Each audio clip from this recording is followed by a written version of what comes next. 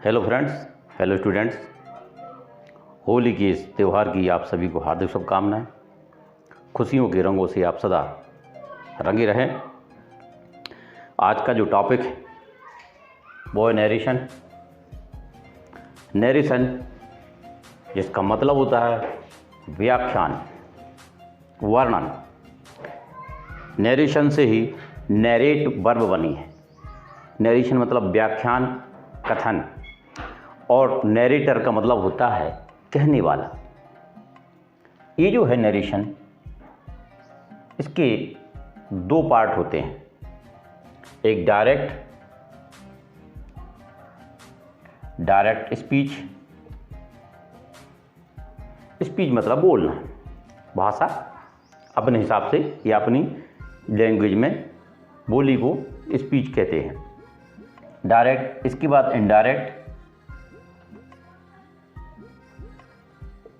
Speech. जब कोई एक व्यक्ति दूसरे व्यक्ति से अपनी बात करता है तो वो डायरेक्ट बात करता है, लेकिन उस पहले व्यक्ति की जब वह दूसरा व्यक्ति किसी तीसरे व्यक्ति से उसके बारे में बताता है तो वो कहलाता है इनडायरेक्ट स्पीच। अब डायरेक्ट से हम इनडायरेक्ट में सेंटेंस बनाते हैं जो आपके एग्ज़ाम में पूछे जाते हैं।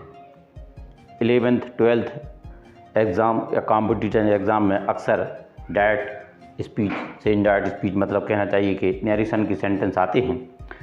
इनको बनाने के लिए ये जो है पार्ट हम आपको बता रहे हैं।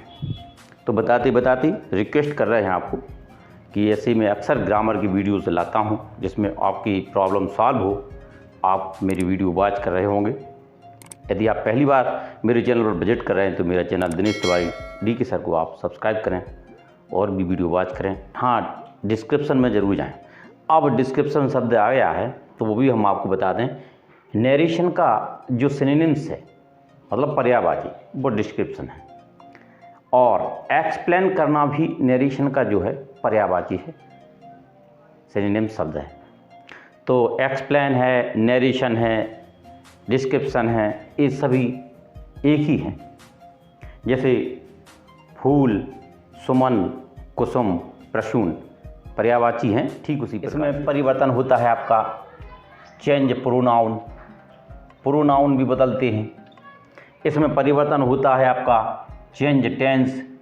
टेंस में भी परिवर्तन किया जाता है कंडीशन देखते हुए, सेंटेंस की कंडीशन को देखते हुए। इसके दो भाग और हैं। एक होता है रिपोर्टिंग वर्ब, दूसरा भाग होता है रिपोर्टेड स्पीच।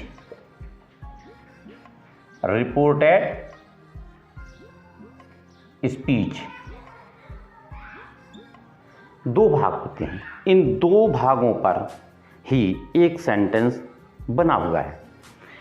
रिपोर्टिंग वर्ब में फर्स्ट क्लास और रिपोर्टेड स्पीच में सेकंड क्लास। अब जैसे यहाँ पर हम आपको एग्जाम्पल बताएं कि रिपोर्टिंग वर्ब क्या है और रिपोर्टेड स्पीच क्या है। साधारण सी दो क्लास हैं। जैसे यहाँ पे लिख दिया राम सेज, और यहाँ लिख दिया कॉमा लगाने के बाद में आई एम इल। ये सेंटेंस है। तो ऐसा सेंटेंस आया, और इस प्रकार के सेंटेंस को हमें इनडायरेक्ट स्पीच में बदलना है।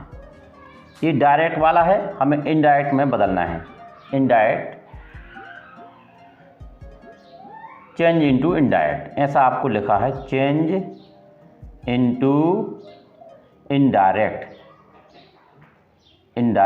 स्पीच। इस प्रकार से आ गया कि इस सेंटेंस को इनडायरेक्ट स्पीच में बदलना है। तो सबसे पहले हमें सेंटेंस को समझना पड़ता है। अब इसकी छोटी छोटी सी जानकारी हम आपको बता रहे हैं।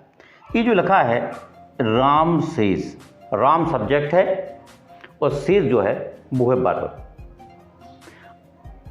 सेज मतलब कहता है, बताता है, इस प्रकार से आई एम इल, मैं बीमार हूँ। जो बात बहुत सार्थक हो, यूनिवर्सल हो, उसको इन्वर्टेड कामा में रख दिया जाता है। और कामा से दो सेंटेंस, कामा से दो क्लास जो है वो डिवाइड किए जाते हैं। तो ए है फर्स्ट क्लास, क्लास मीन्स होता है उपवाक, ए है सेकंड क्लास, दूसरा उपवाक। हम जब इनको जोड़ते हैं तब हमें एक चीज़ की आवश्यकता और होती है, और वो है तीसरे नंबर का भी हमने आपको नहीं बताया, फर्स्ट है सेकंड और ये मान चलो थर्ड है, इसको कहते हैं कंजक्शन। कंजक्शन सह संयोजक, कंजक्शन मतलब जो दो वाक्यों को जोड़े, वो कंजक्शन। अब राम शेष जो है ये रिपोर्टिंग वर्ब कहलाती है, क्योंकि हमने इसी के नीचे लिखा है, ये है रिपोर्टिंग वर्ब। और जो इन्वर्टेड कामा में होता है वो कहलाता है रिपोर्टेड स्पीच, ये इसकी पहचान है। तो जिसमें वर्ब हो उसको रिपोर्टिंग वर्ब, और जिसमें इन्वर्टेड कामा में जो सेंटेंस हो और उसके साथ में हेल्पिंग वर्ब वगैरह कुछ भी हो तो वो कहना चाहिए रिपोर्टेड स्पीच। मतलब जो कथन कार्य की जो बात है वो इन्वर्टेड कामा में होती है, उद्धरण चिन्ह जिसको हिंदी में बोलते हैं। अब हमें इस सेंटेंस को बनाना है, तो ये सेंटेंस बनेगा Ram says, Ram says that. अब क्या करते हैं, प्रोनाउन चेंज होता है, जो अभी हमने आपको बताया चेंज प्रोनाउन। तो कैसे होता है, जैसे फर्स्ट पर्सन का है, फर्स्ट पर्सन के प्रोनाउन को सब्जेक्ट से बदलते हैं। तो सब्जेक्ट से अभी हम आपको बता रहे, जैसे फर्स्ट पर्सन का आई और बी है तो इसको बदलेंगे हम कैसे, सब्जेक्ट से, मतलब रिपोर्टिंग वर्ब की सब्जेक्ट से बदला जाता है। तो रिपोर्टिंग वर्ब का सब्जेक्ट क्या है, राम। तो यहाँ हम राम से बदलेंगे तो राम का प्रोनाउन बन जाता है यहाँ पे ही। ये फर्स्ट पर्सन है तो इनको हम सब्जेक्ट से बदलते हैं। अच्छा, जब सेकंड पर्सन आता है, जैसे यू है सेकंड पर्सन, तो सेकंड पर्सन को ऑब्जेक्ट से बदलते हैं। इस रिपोर्टिंग वर्ब में ऑब्जेक्ट अभी है नहीं, तो इसलिए इसको अभी रहने देते हैं, केवल फर्स्ट है यहाँ पे, ये फर्स्ट पर्सन है तो इसको हमने कैसे बदला, राम से। तो यहाँ पे क्या आ जाता है, दैट के बाद में आई का बनेगा ही। अब हमें टेंस भी पहचानना है, ही इज इल, ये बन गया आपका कौन सा, इनडायरेक्ट स्पीच में। Ram says that he is ill, Ram says जो कहते हैं वो रहेगा रिपोर्टिंग वर्ब का, दैट कंजक्शन जोड़ा। अब दैट कंजक्शन क्यों जोड़ते हैं, क्योंकि हम कामा हटाएंगे तो दैट कंजक्शन का प्रयोग करेंगे। इसके बाद में ये जो प्रोनाउन है, अभी जो हमने आपको बताया फर्स्ट पर्सन के जो प्रोनाउन होते हैं जैसे आई और बी, तो इनको हम कैसे बदल देते हैं, सब्जेक्ट से। तो हमने सब्जेक्ट से बदल दिया, तो यहाँ राम का प्रोनाउन क्या बन जाएगा, ही। राम नाम नहीं आएगा, नेम नहीं आता है, मतलब नाउन नहीं आएगा, प्रोनाउन आएगा, तो यहाँ पे आ जाएगा ही।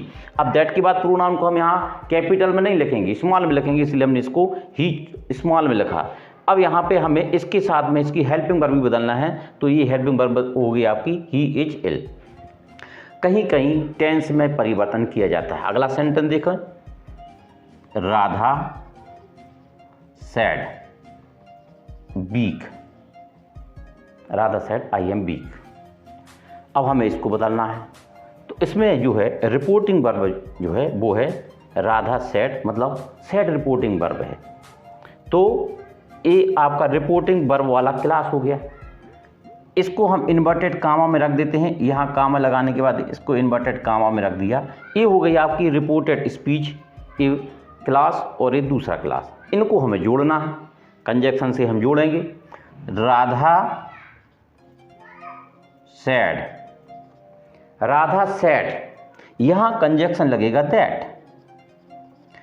यहाँ जो रिपोर्टिंग वर्ब की जो क्रिया है, वर्ब है, उसके अनुसार हमें रिपोर्टेड स्पीच को चेंज करना पड़ता है। तो यहाँ पे सैड है, मतलब ए पास्ट इंडेफिनिट में है, तो यहाँ इस सेंटेंस आपका रिपोर्टेड स्पीच का जो है क्लास जो है वो भी चेंज हो जाएगा। इसकी वर्ब हो जाएगी दैट आई वाज वीक। इस प्रकार से ये सेंटेंस बन जाएगा। आई कभी स्मॉल नहीं लिखा जाता, इसलिए उसको कैपिटल में ही लिखा गया है। आज का जो नरेशन वाला जो हम आपको बता रहे हैं, इतने बारीकी से इसलिए बता रहे हैं क्योंकि ये एक प्रकार का इंट्रोडक्शन, नरेशन बहुत बड़ा है, और हर प्रकार के इसमें रूल्स हैं, उनके रूल्स के अनुसार ये नरेशन के सेंटेंस बनाने पड़ते हैं। तो आप हमारी वीडियो को देखते देखते मेरी जो चैनल है दिनेश तिवारी डी के सर, उसको सब्सक्राइब करें और मुझे मोटिवेट करें, ताकि मैं आपकी और भी समस्या को सॉल्व करता जाऊँ। Thank you for watch my video.